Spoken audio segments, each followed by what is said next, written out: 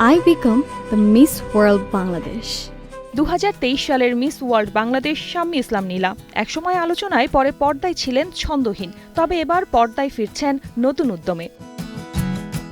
মুকুট জয়ের পর নিয়মিত অভিনয়ের ঘোষণা দিলেও পর্দায় খুব একটা দেখা যায়নি তাকে। তবে এবার ফার্স্ট লাভ ওয়েব ফিল্মে আত্মপ্রকাশ করলেন পূর্ণাঙ্গ নায়িকা হিসেবে।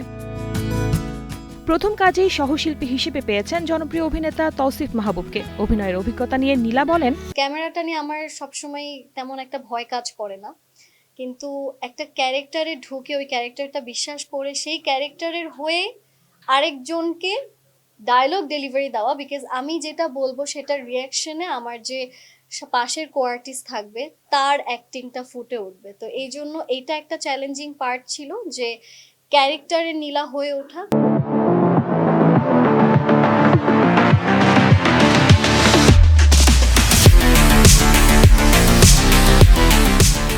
প্রেম, পরিবার, বন্ধুত্ব একসঙ্গে নরম ও উষ্ণ অনুভূতির মিশেলে 90 মিনিটের এই ওয়েব ফিল্মটি তৈরি করেছে ক্যাপিটাল ড্রামা। গল্প, প্রেক্ষাপট আর নির্মাণশৈলী সব মিলিয়ে আগেই দর্শকের মন জিতেছে প্রোডাকশন হাউসটি। ক্যাপিটাল ড্রামা আসলে বসুন্ধরার তো সবকিছুই অনেক সুন্দর, অনেক নাইসলি তারা করছে। আমি বিশ্বাস করি যে ক্যাপিটাল ড্রামা অনেক দূরে যাবে, বিকজ তাদের কন্টেন্টের কোয়ালিটি, তাদের যারা সিলেকশন অভিনেত্রী বা অভিনেতা যারা সিলেকশন করেন, আমার কাছে মনে হয় দে আর কোয়াইট এখনকার সময়ে মানুষ যেটা দেখতে চায় ওই রকম কন্টেন্টগুলোই সব ক্যাপিটাল ড্রামাতে আপনারা পাবেন। ছোট পর্দা নিয়ে শুরু হলেও ভবিষ্যতে সিনেমায় অভিনয় করার ইচ্ছে পোষণ করেন এই অভিনেত্রী। সবার জীবনেরই ইচ্ছা থাকে যে কখনো হয়তো নিজেকে ফিল্মে দেখবো, কিন্তু আমার ইচ্ছাটা টোটালি ডিপেন্ড করবে আমার অডিয়েন্সের উপর। তারা যদি পছন্দ করে সেক্ষেত্রে আমি চিন্তা করব। নীলার ক্যারিয়ারের এই অধ্যায় নতুন স্বপ্ন দেখার এক সাহসী গল্প। তবে সামনে পথ আরও দীর্ঘ।